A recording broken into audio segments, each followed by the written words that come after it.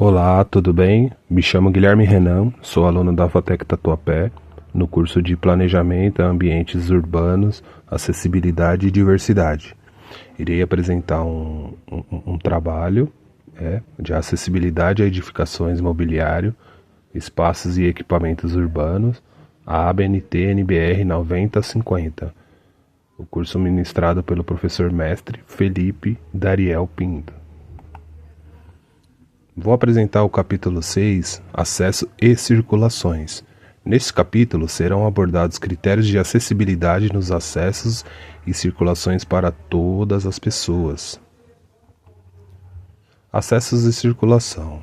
As áreas de qualquer espaço e edificações públicas ou privadas devem ter uma ou duas rotas acessíveis, com trajeto contínuo, desobstruído e sinalizado, conectando aos espaços externos, Por exemplo, calçadas, faixas de travessia, estacionamento, passarela, rampa, escada.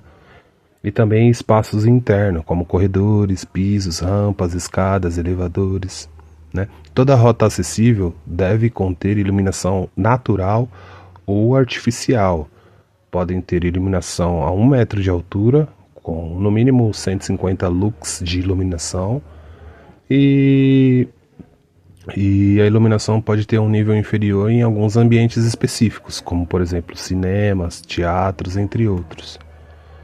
Acessos e condições gerais.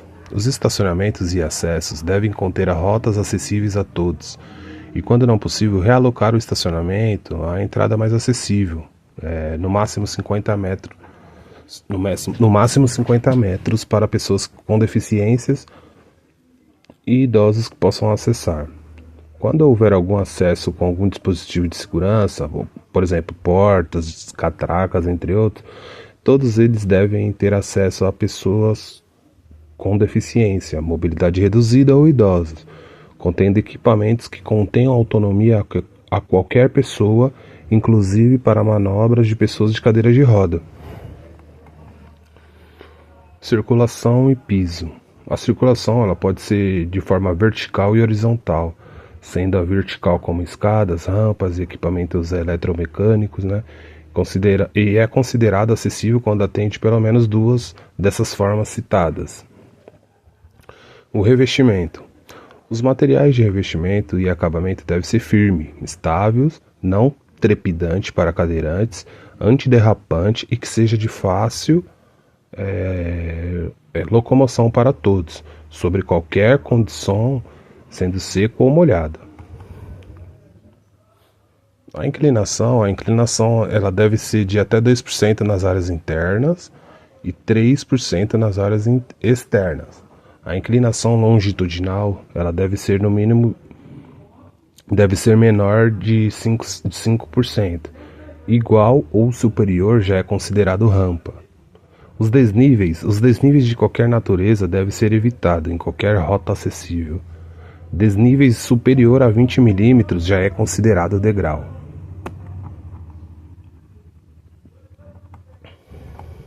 Grelhas e juntas de dilatação.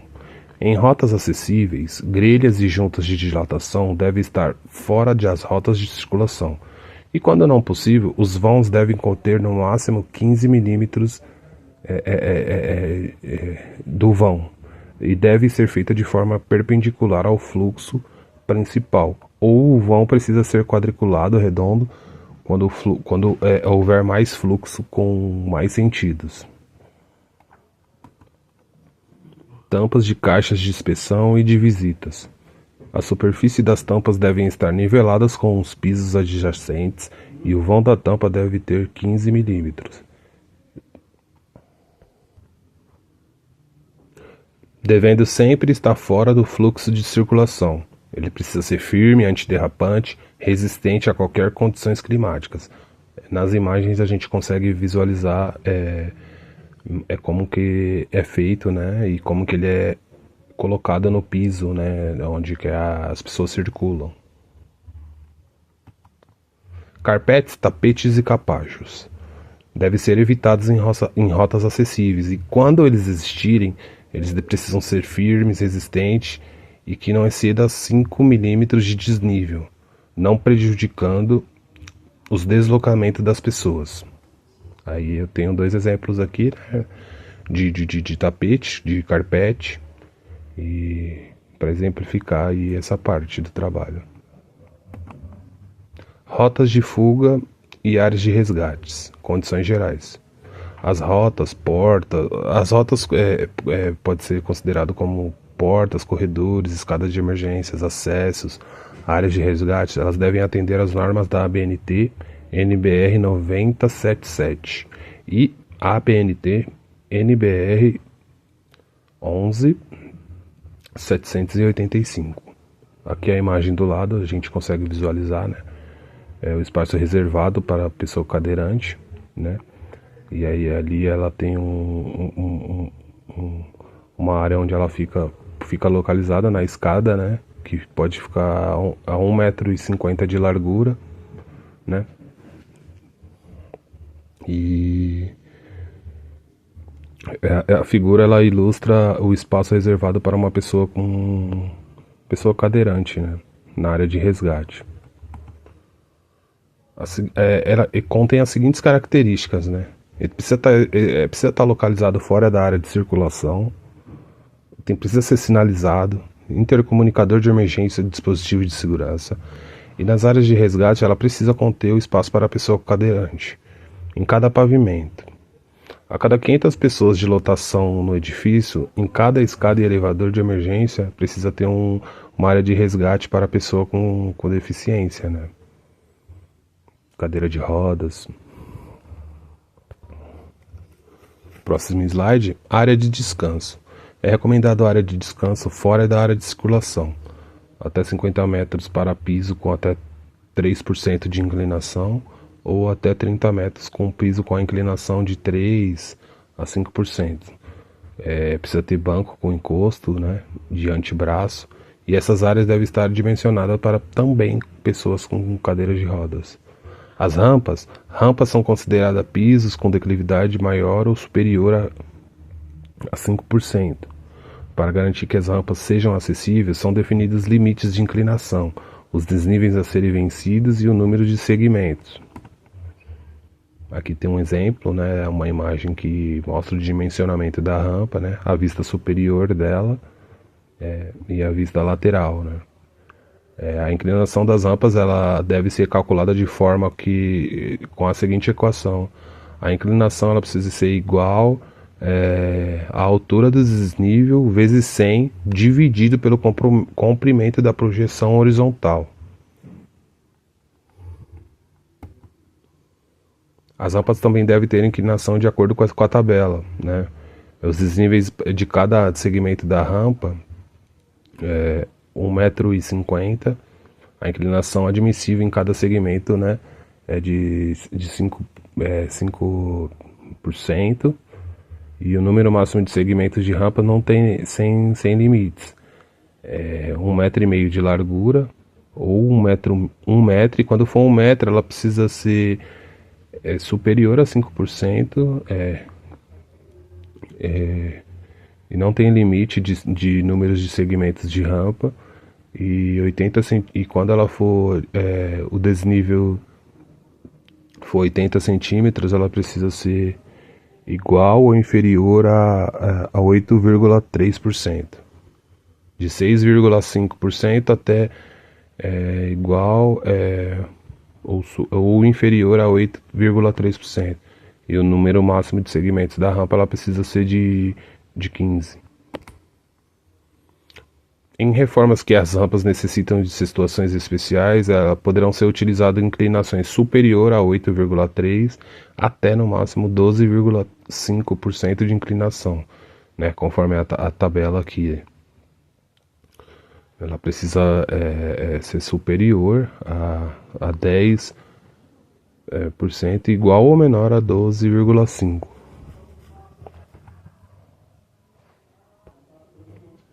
Para as rampas em curva, o nível máximo de inclinação é de 8,3, com um raio mínimo de 3 metros. A inclinação das rampas transversais não pode exceder a 2% nas rampas internas e 3% nas rampas externas. A largura da rampa ela deve ser estabelecida de acordo com o fluxo de pessoas que utilizam. sendo que é no mínimo 1,5 m para ser acessível e o mínimo admissível é 1,20 m. E toda roupa deve conter corrimão de 2 alturas em cada lado, né? A imagem ilustra, né, aquilo que eu acabei de dizer.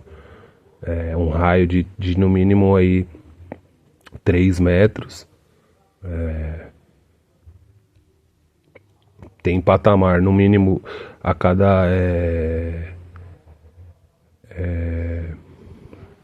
1,2 é o mínimo admissível, né? 1,20, 1,20 m de admissível. E para ela ser acessível, ela precisa ser no mínimo 1,5 m de largura.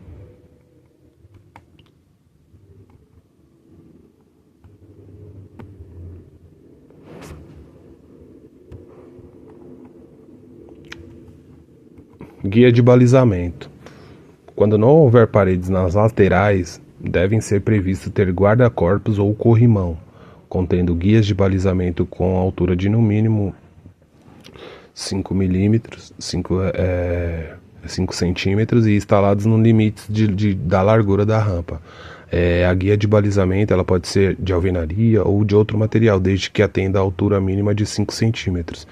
E sempre ela precisa sempre estar presente em rampas e escadas. A imagem aqui ilustra, né, a guia de balizamento. Né? Aqui a gente consegue ver os dois o corrimão, o guarda-corpo, a guia de balizamento mais abaixo.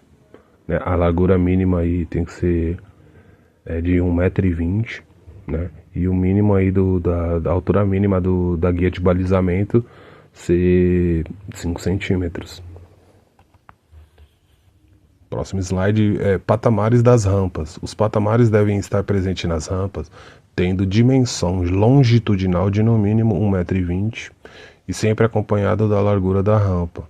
Quando houver porta nos patamares, sua área de varredura não pode interferir na dimensão mínima do patamar, e a inclinação não pode exceder em 2% nas rampas interna e externa. Né? A figura já ilustra, né, os patamares das rampas, né? Foi feito um recorte para colocar no slide com vista superior, né? Patamar intermediário aí de largura de no mínimo 1,20 m, né? Degraus e escadas em rotas acessíveis. Quando houver escada ou degraus em rotas acessíveis, estes precisam ser associados às rampas ou transporte eletromecânicos de transporte vertical, com preferência à rampa.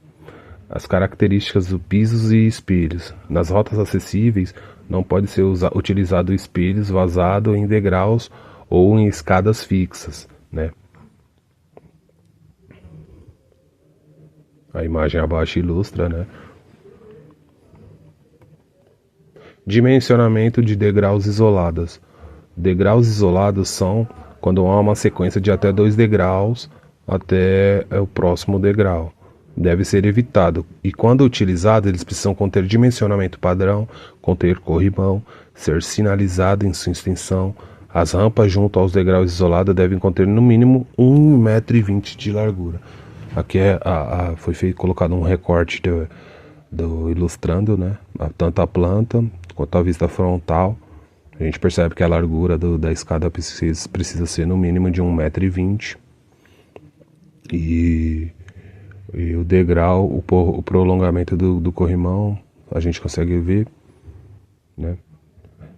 O corrimão precisa estar no mínimo 70 centímetros de altura.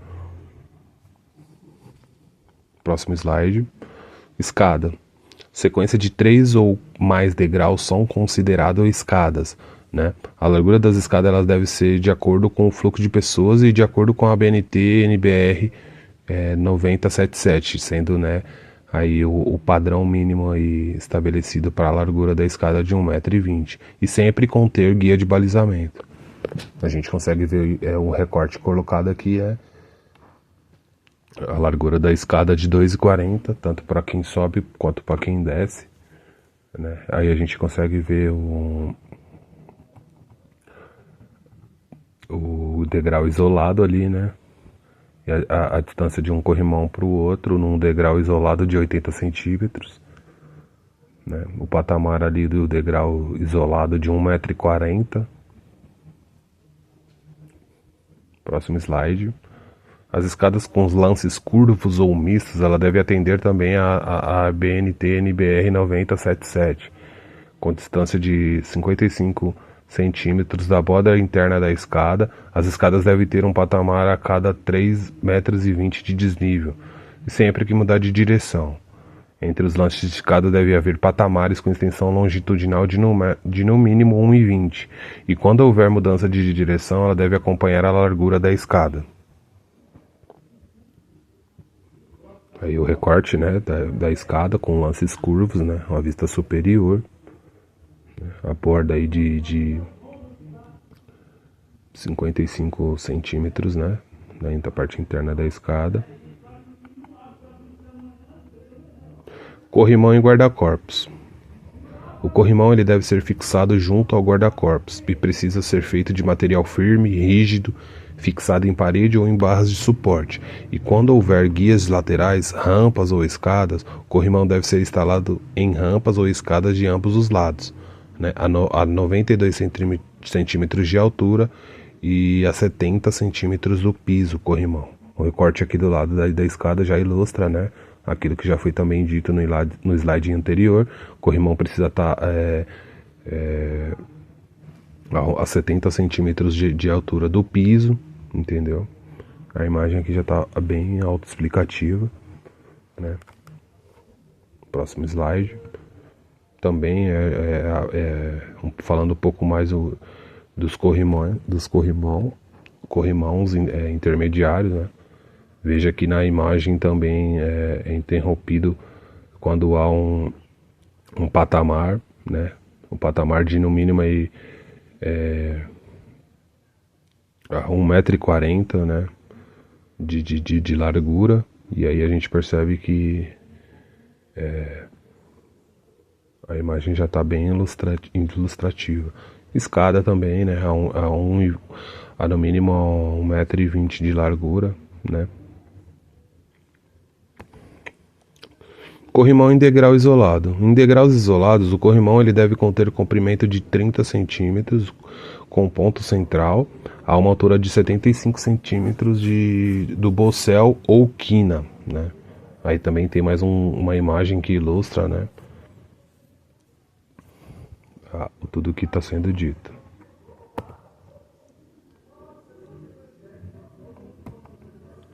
Equipamentos eletromecânicos de circulação. Na área interna ou externa, devem haver sinalização tátil e visual, né? Instrução de uso próximo à botoeira, indicação da área de embarque e desembarque, indicação de pavimento na botoeira nos batentes, o dispositivo dentro do alcance manual para solicitar ajuda no pavimento ou dentro do equipamento. E para ser acessível, ele precisa atender às normas de segurança previstas na ABNT-NBR NM 313. Os edifícios devem conter também outra forma de circulação acessível vertical, né? Quando houver equipamentos de eletromecânicos de circulação, também precisa ter uma segunda forma de circulação vertical, né? Para se tornar acessível. A tabela que ilustra também, né? Os equipamentos, sinalização, elevadores vertical ou inclinados, plataforma de elevação vertical, plataforma de elevação inclinada, esteira rolante, horizontal e inclinada, escada rolante com degraus para cadeira de roda, né? A sinalização visual permanente, sinalização tátil, sinalização no piso, sinalização visual temporária, sinalização visual da condição da utilização, dispositivo de comunicação para solicitação de auxílio, sinalização sonora. Tudo precisa estar para atender a todos, né? De forma que se torne uma forma acessível para todos, seja cadeirante, seja idoso, seja algum outro deficiência física, precisa ter tudo isso que acabei de dizer.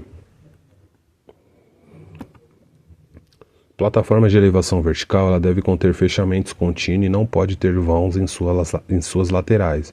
Deve conter uma altura de até 1,10 m. Elas precisam atender a ABNT NBR ISO 9383-2. Pode ser usado em reformas de edifícios de uso público ou coletivo. E quando houver laudo técnico que não exista outra forma de acesso, quando utilizada, deve ser garantido que haja parada programada nos patamares ou a pelo menos a cada 3,20 m de altura, que conforme ela for subindo, né?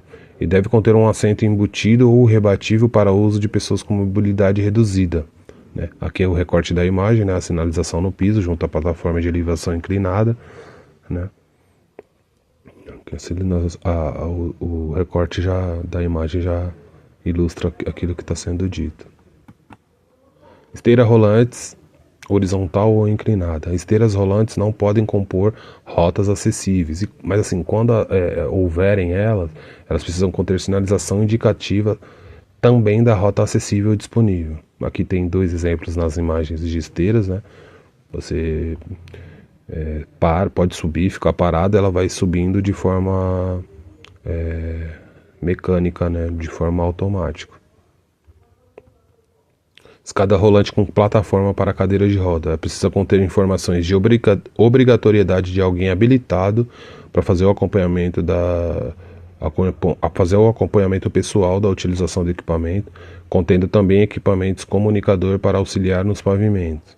Equipamentos que não possam atender a todos de forma autônoma não são considerados equipamentos acessíveis, né? Então toda plataforma para cadeira de roda ela precisa ter de alguém habilitado para acompanhar a pessoa que vai subir, né? Igual a gente vê na imagem, precisa ter um técnico ali ou uma pessoa trabalhando ali, né?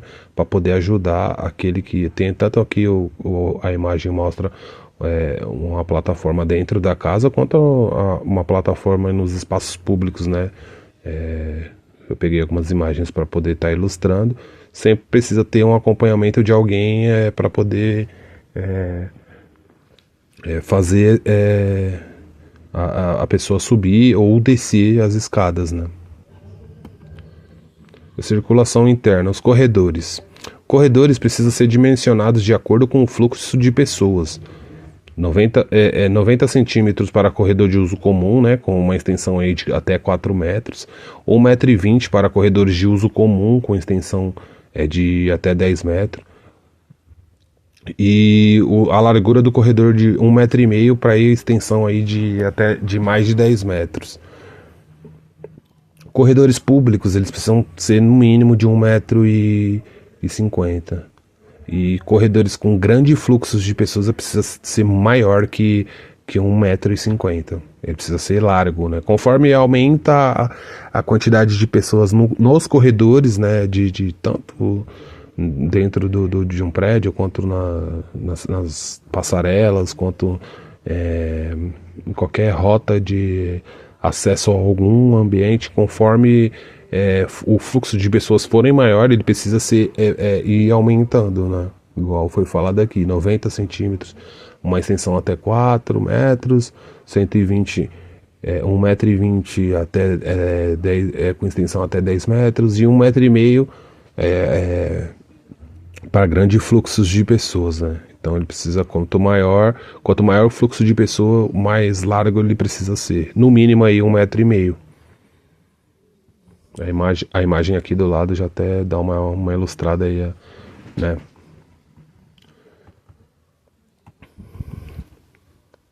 Portas. Para a utilização de portas em sequências, deve haver espaço para pessoas cadeirantes, né? Com rotação aí de 360 graus. Aí tem um recorte de uma imagem que a varredura da porta ela é de 80 centímetros, a largura da porta é de 80 centímetros, e esse espaço onde acomoda a pessoa cadeirante, a varredura da porta, ela tanto para acessar quanto para sair, a pessoa consegue ficar no meio, parada, e conforme fecha ou abre a porta, não vai interferir ela parada ali, né? A porta vai abrir e fechar e não vai bater no cadeirante, né? Ela vai estar diâmetro aí de maior que 1,5 m e a largura dentro do espaço tem que ser pelo menos maior do que 60 centímetros. A imagem já ilustra aqui. No deslocamento frontal, quando as portas abrirem no sentido do deslocamento do usuário, deve existir um espaço livre de até 30 centímetros entre a parede e a porta. E quando abriu no sentido oposto do deslocamento do usuário, deve existir um vão livre de 60 centímetros pós a maçaneta. É o que eu acabei de dizer. A pessoa, ela, conforme abre e fecha a porta, ela não vai se... Ela pode estar ali, aí vai estar mais especificado aqui o tamanho do espaço, né, que tem que ter no mínimo aí para existir entre a parede e a porta, né, 30 centímetros, e quando abre no sentido oposto deve ter um espaço livre aí de 60 centímetros. No deslocamento lateral deve ser garantido 60 centímetros de espaço livre de cada um dos lados e igual a figura está ilustrando. A porta, a pessoa acessa o local, a porta tem um espaço livre aí de 60 centímetros, né, de cada um dos lados. Né, no mínimo, a largura da porta é padrão 80, né, a largura do corredor de 1,20 m, 1,5 m.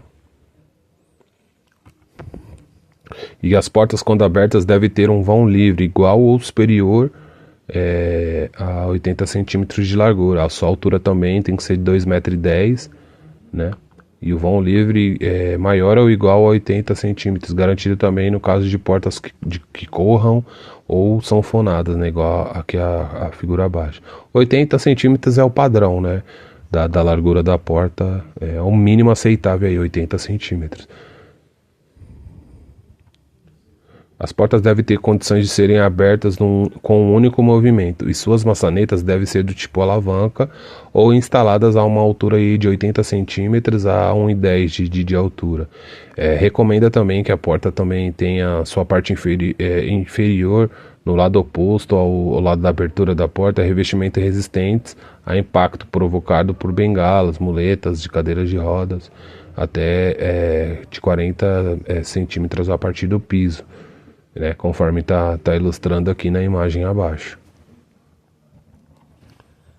As portas também do tipo vai e vem devem ter visor com largura de no mínimo de 20 centímetros, tendo sua face inferior situada entre 40 centímetros e 90 do piso e a face superior no mínimo de 1,5 m do piso, e o visor ele deve estar localizado no mínimo entre o eixo vertical central da porta e o lado oposto às dobradiças da porta.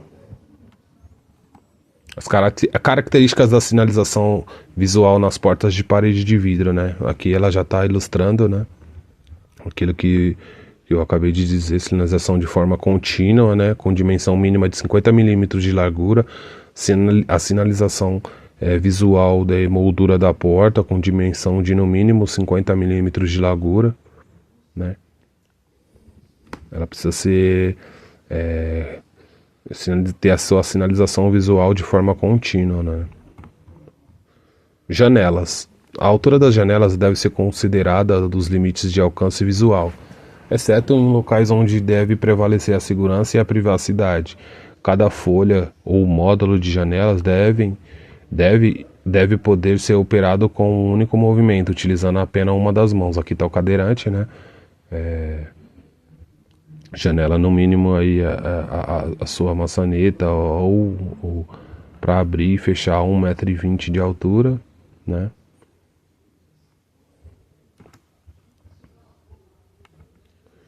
Circulação externa. Calçadas e vias exclusivas de pedestres devem ter piso, conforme já foi ilustrado, né, nas outras apresentações aí também. E deve garantir uma faixa livre de passeio para a circulação de pedestres sem degraus. Inclinação transversal. A inclinação transversal da faixa livre, né, a faixa de passeio das calçadas ou vias exclusivas de pedestres não podem ser superior a 3%. a inclinação, né, na verdade. Eventuais ajustes em soleiras devem ser feitos dentro dos lotes ou em calçada com mais de 2 metros de largura e podem ser executadas por dentro das faixas de acesso. A inclinação longitudinal, a inclinação da faixa livre, das calçadas ou das vias exclusivas de pedestre deve sempre acompanhar a inclinação das vias lindeiras. A dimensão mínima da calçada ela é feita em 3 faixas de uso, né? Faixa de serviço. Faixa de serviço é utilizada para acomodar o mobiliário, né? Os canteiros, as árvores, os postes de iluminação, a sinalização. E recomenda-se uma faixa aí de serviço de no mínimo 70 centímetros. Aí a segunda faixa de uso é a faixa livre, né? Ou a faixa de passeio, né? Tanto faz. É destinada para o uso exclusivo de pedestre, né? Deve conter no mínimo 1,20 m de largura e 2,10 m de altura livre, né? De qualquer obstáculo, né? Sua inclinação máxima precisa ser de 3 centímetros.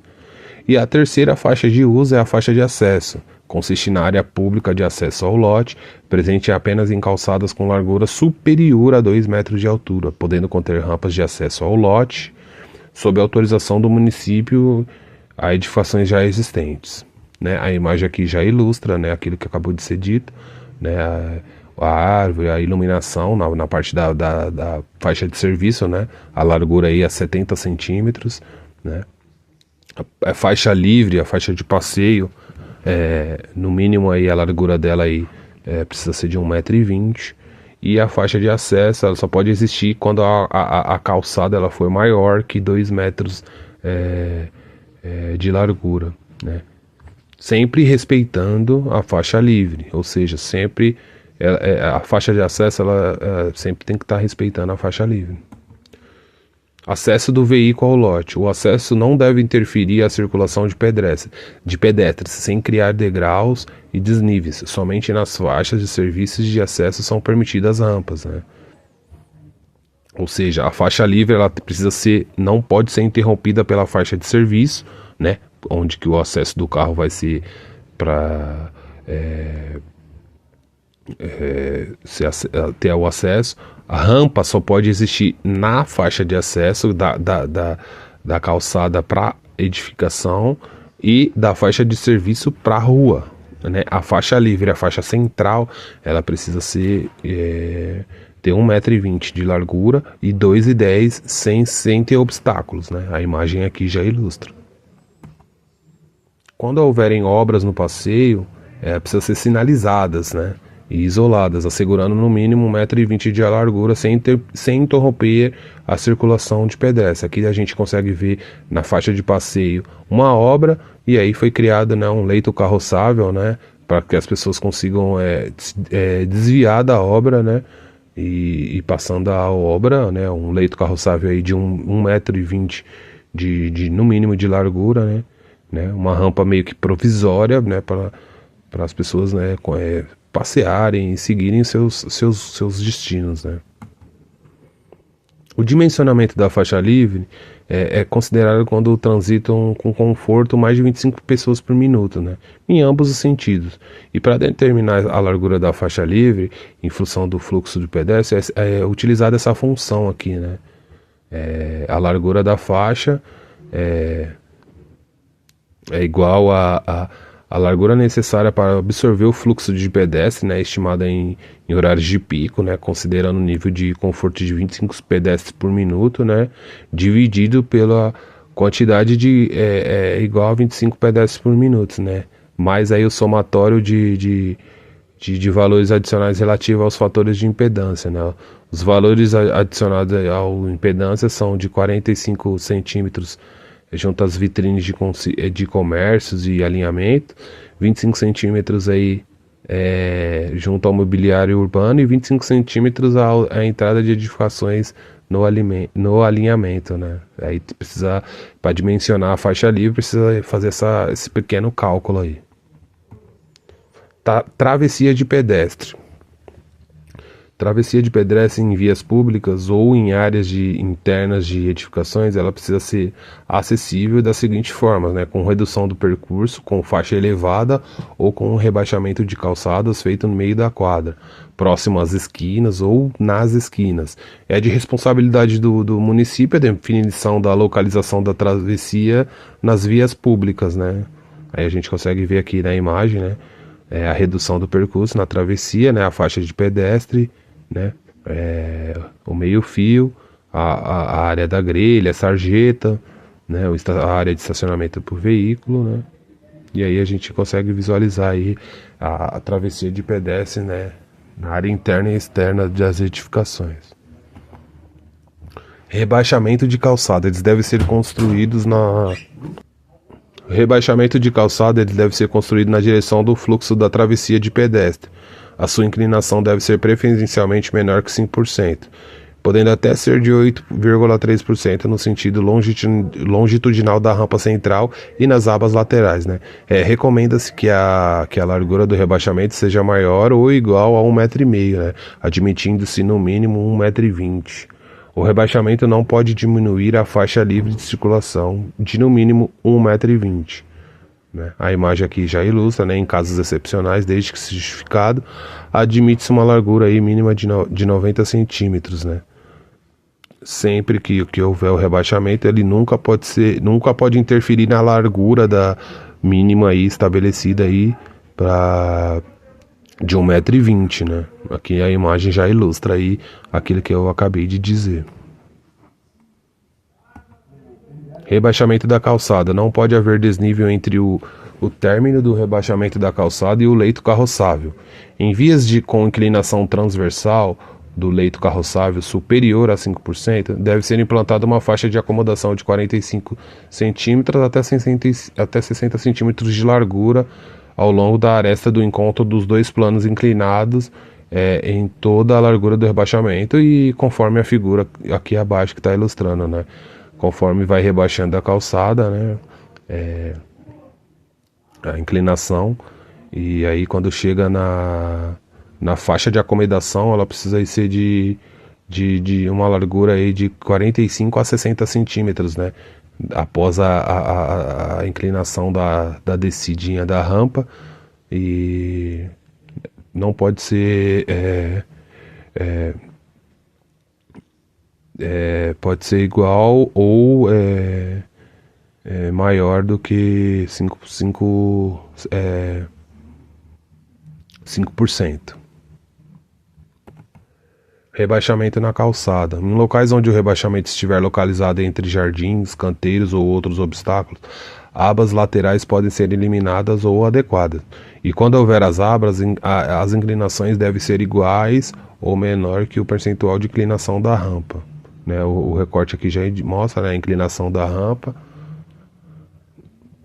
igual ou inferior a 8,3. Em casos excepcionais, desde que justificada, admite-se uma largura de no mínimo 90 centímetros, né? Aí a gente consegue ver a área verde, a largura sempre da calçada de 1,20 m, né? E aí a imagem já ilustra aquilo que está sendo dito.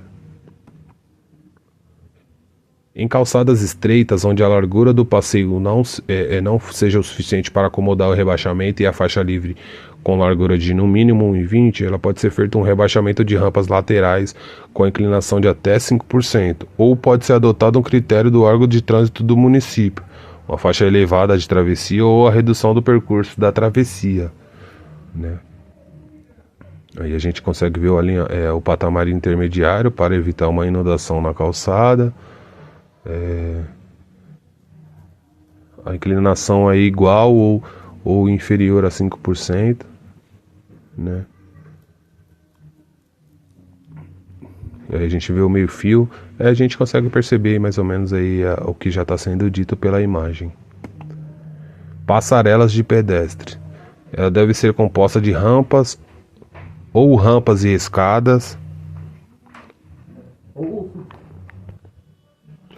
né? Passarelas de pedestre, ela deve ser composta de rampas e escadas ou rampas e elevadores.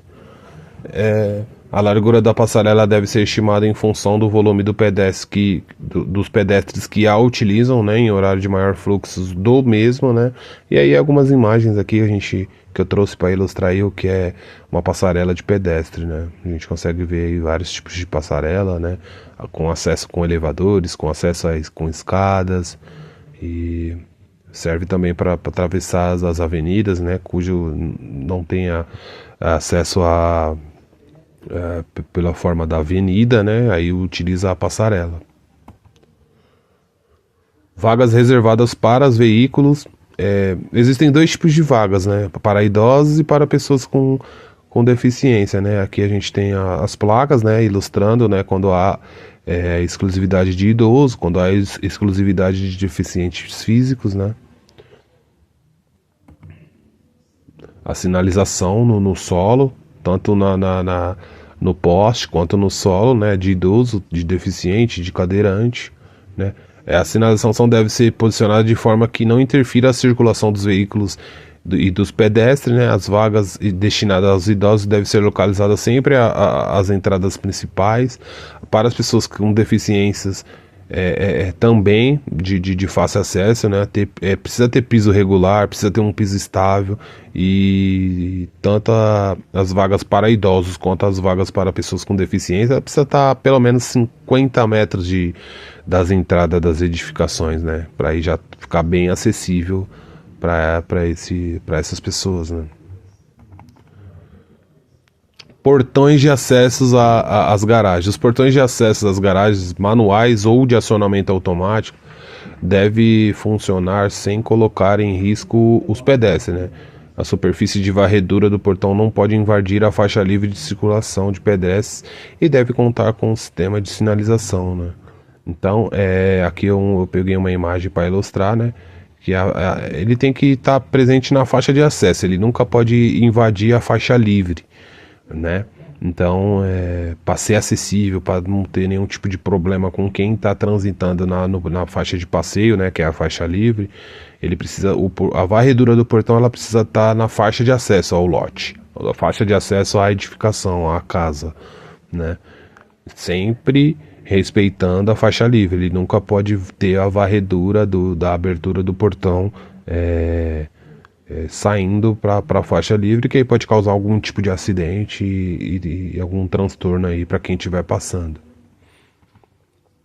De forma bem simplória, bem básica, eu apresentei esse slide. Espero aí que para o público que foi atingido seja aí de forma clara e objetiva, né? Sou o Guilherme, né? Aluno aí da FATEC, né? Tenho uma altura aí de 1,93 m, tenho 31 anos, né? Sou negro e agradeço aí a todos aí que estiveram até aqui no final desse vídeo, tá bom? Obrigado a todos.